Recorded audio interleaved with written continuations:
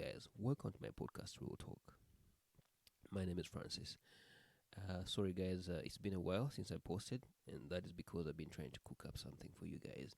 I've been trying to convert this channel into a podcast channel rather than just a channel that deals with celebrity gossip and all that kind of stuff. So, this channel going forward is going to be called Real Talk, basically, podcasts that deals with conversations, candid conversations that drive change, conversations that are entertaining, but also at the end of the day, uh, a source of edutainment, something like that. So we would just want to stay away from cliche conversations that we hear on radio, hear on TV, watch on TV, and hold conversation with public figures, common people, just to get a deeper understanding of how they view things.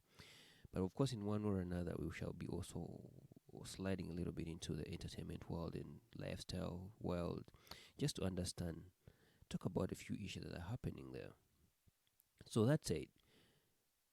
There is something that's just happened in the entertainment industry that I want to share with you guys and have a real talk about it.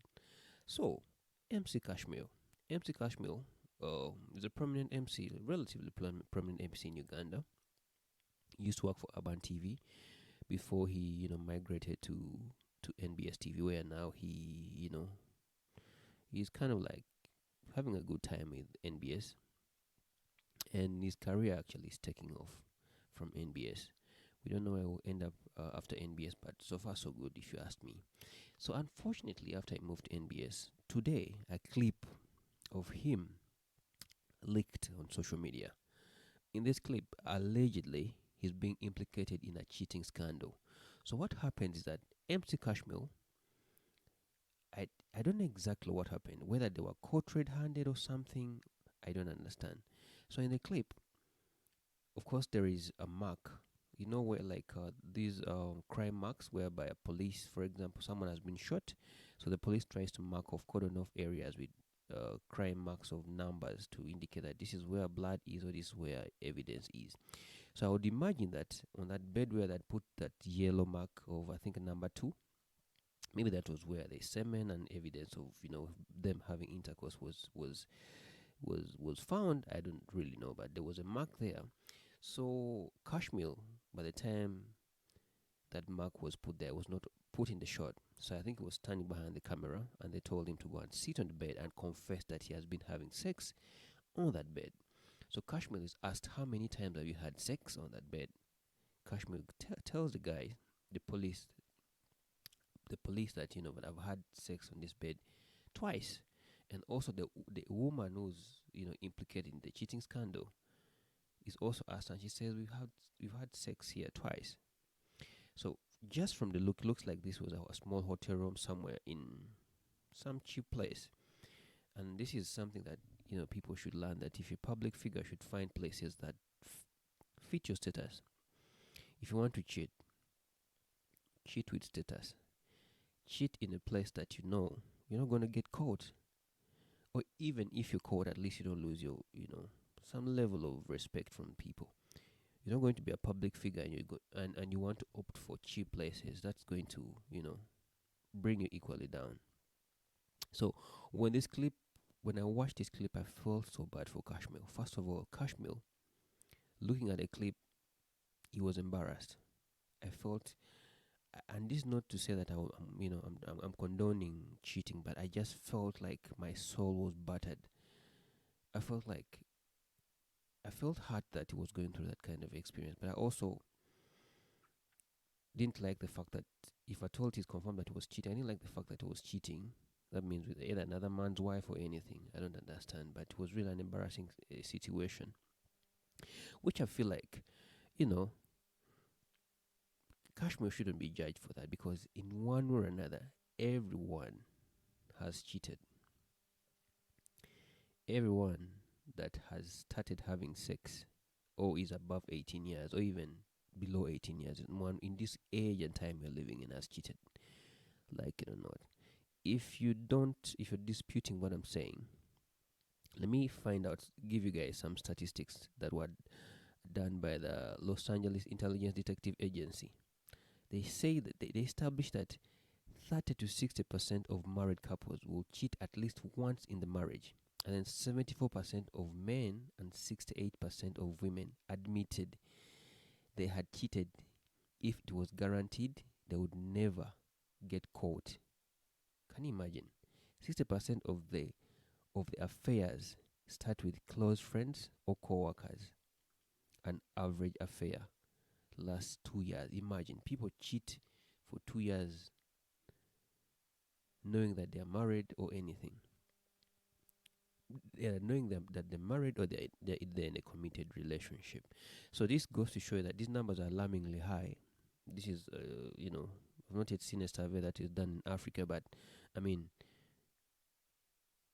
it's likely that if a survey is carried out, numbers won't be very any different from what is reflected here. So this goes to show that at least a big number of people have cheated in their relationships. Yeah, and this is not to say that it's normal. It's a really bad thing to have a society where people cheat and sort of like normalize it. So for me, there's a way I looked at it. I felt like if MC Kashmir knew his rights or knew the law, perhaps maybe he would not have allowed this kind of embarrassment to happen to him. You understand? For example, I want to speak in line with what Maurice Kira said, because Maurice Kira, I think, also watched this clip and he had his 2 cents to share with us. So Maurice Kira's statement says that they embarrassed him. He said that they embarrassed him on camera for cheating. Did they have a search warrant? Did they ask for permission to film him? Shouldn't the hotel have asked for a warrant? Didn't the hotel breach the privacy and confidentiality terms? Are they ready to pay the damages they have caused? Exactly what was going through my mind. I felt like if Kashmir knew the law very well, he would not have accepted to be taped. He would not have come into the shot. Well, there is that moment that you're caught in a crime and you're vulnerable. You don't really have anything to do. You feel you're battered. You're defenseless, and you're literally trying to do anything to make sure that you're forgiven. That was what happening. That was what was happening with Kashmir, because literally he was asking for forgiveness before camera. Already that showed weakness. I think it showed a very, very strong level of weakness in Kashmir, which I don't think should have been showed had he exhibited a certain level of confidence and ability to withstand such situations. That's why I tell people that if you're going to cheat, you should be able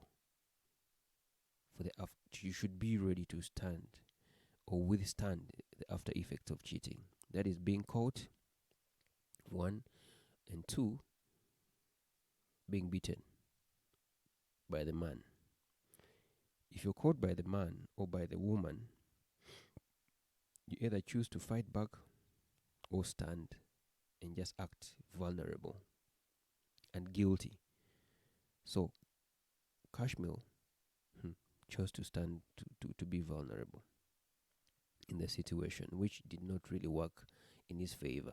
The best he would have done was not to come into the shot and then deal with the hotel later on.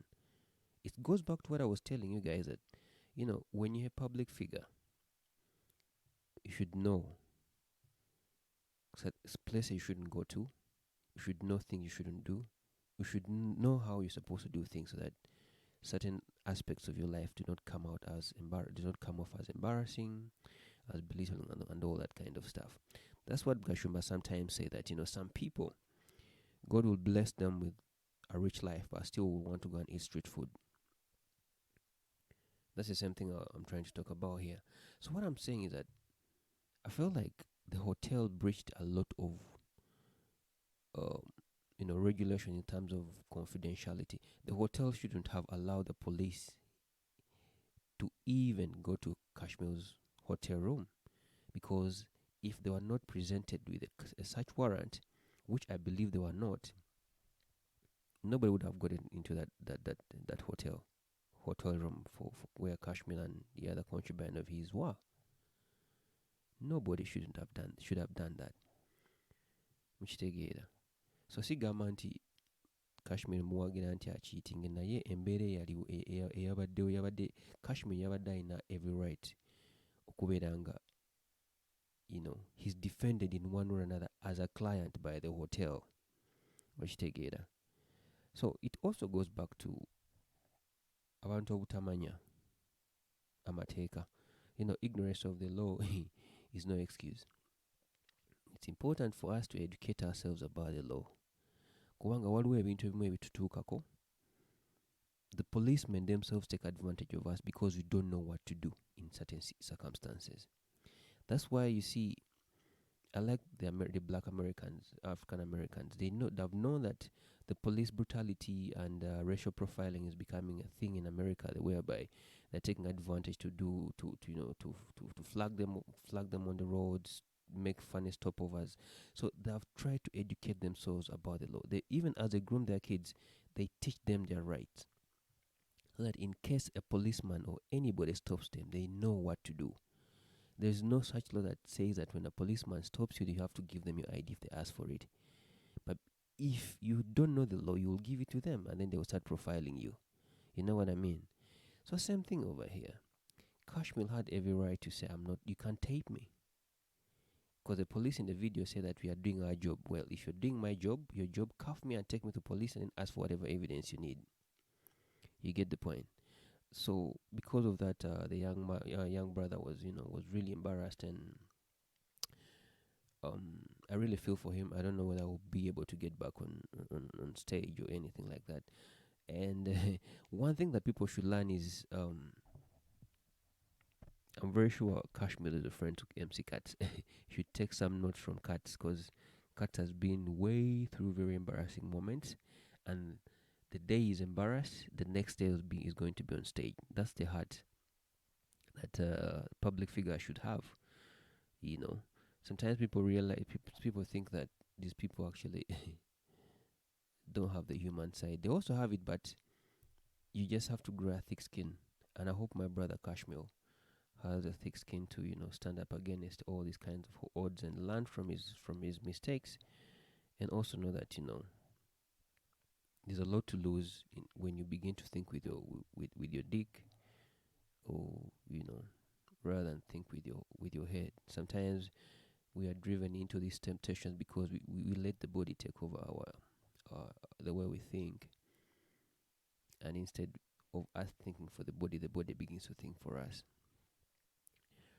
These are things that can happen to anyone, but also for you that is out there watching or seeing things as they unfold. I think these are lessons you can take and know what to avoid and what not to avoid. Yeah, so just trying to share a few cents. I told you this is real talk. We talk about things the way we see them, and you share what you think about what has happened,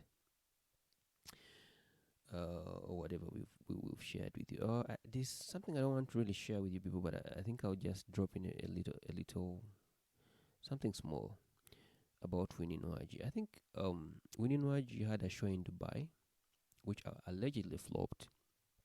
But of course, Winnie Nwagi is some woman that is a kind of woman that is another woman, is the kind of person that has grown a thick skin against public criticism and has decided to live her life to the fullest. So apparently, when this show flopped in Dubai, Winnie Nwagi did not go beat herself for the show for the show flopping. No, she just went out, had a good time with friends on a boat. She was wearing a thong and having some good time with her friends. And I mean, she was just twerking her ass on the boat. I mean, life is too short. You just have to enjoy it. And I want to also tell people that Winnie Nwagi, actually, I think Winnie Nwagi was not meant for the Ugandan market. Winnie Nwagi is an artist that was designed for a market like America, because what she's doing is not wrong, but people think the way Winnie Nwagi dresses, the way Winnie Nwagi carries herself is culturally wrong because she has a kid. So people, try to shoot her down, criticize her for twerking on the board, given the fact that she has a daughter. What are the young kids she's inspiring, or like the kids that follow her? What example she's setting for them? Man, I want to tell you guys that not everything is for everyone. Winnie Nwagi sings music not for kids. If your daughter or son gets inspired by Winnie Nwagi, don't let them not get inspired by everything she does. Pick the good that she does and leave the bad that you people think your kids could take on. It's that simple. Winnie Nwagi is here to live her life because life is short. I like the way Winnie Nwagi lives her life. She lives every single minute of her life like she's dying tomorrow. And that's how life should be. That's how life should be. And by the way, what you guys don't understand that your criticism against Winnie Nwagi has helped her stay very, very relevant in the market. Yeah. And that's how showbiz is all about. That's what showbiz is all about, by the way. Staying relevant in the market makes you get the gigs. Don't tell me that there are people that are. By the way, the cancel culture in Uganda is not as strong as that is in America. Today you're going to criticize Winnie Nwagi, and tomorrow she'll be singing at the wedding. All her songs are actually, most of our wedding songs are hits, and these are songs people really like to sing along to during these weddings and introduction ceremonies. So don't play yourself. Don't think that. I remember when blogger Ismail Access, criticized Winnie Nwagi for I think she was wearing a bikini at the time. Criticized her for being, exposing her nudity and all that kind of stuff, talking about how she's going to lose endorsements and all those kind of stuff. Forgetting that Winnie Nwagi actually does not make most of her money from corporate endorsements. She makes most of her money from gigs. I wish you guys could understand that. That's how Winnie Nwagi makes her money. So even if you criticize her, she does not really care. Tougher are you? Winnie Nwagi sent us call more endorsements. No. Area very nabagamba, keep your endorsements. Wamanyi sente ziva. And Swang's Avenues keeping Winnie Nwagi because they know she's the most revenue generator at Swang's Avenue. Chua maybe right now that Azawa has come up, because man, the first show she had in northern Uganda, was fire. Maybe she would surpass that, but I doubt, because Winnie Nwagi achikuba. So what I'm saying is that omukazi mumuleke, let her have a life. Let her have a life. You guys do not appreciate her here, but when she goes out there, Winnie Nwagi is a hot cake. And like I said, Winnie Nwagi is not designed for the Ugandan market. Abakitegeera mukitegeere, abatakitegeera mukireke.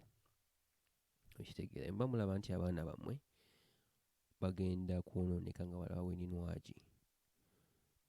Abaana mubajje ennyimba whenever oluyimba lwa Winnie Nwagi we luzannya ku TV oba ku radio. Kyako radio oteekeko olwa Ronald Mayinja oba oteekeko olwa Misa Kisemakula oba Annette Nandujja. Abaana bayiga okuzina amaganda n'okuyimba band music. Temutukooya. That's all I had to say. Ebyo byokka bye nina obbagamba. So I'm going to share clips with you. Ngenda kuba editingira mu birabo obukozi wano. Nkimanyi Winnie Nwagi byakola mu bimatira naye just fucking just muyina nnugu njereere. I'm out of here.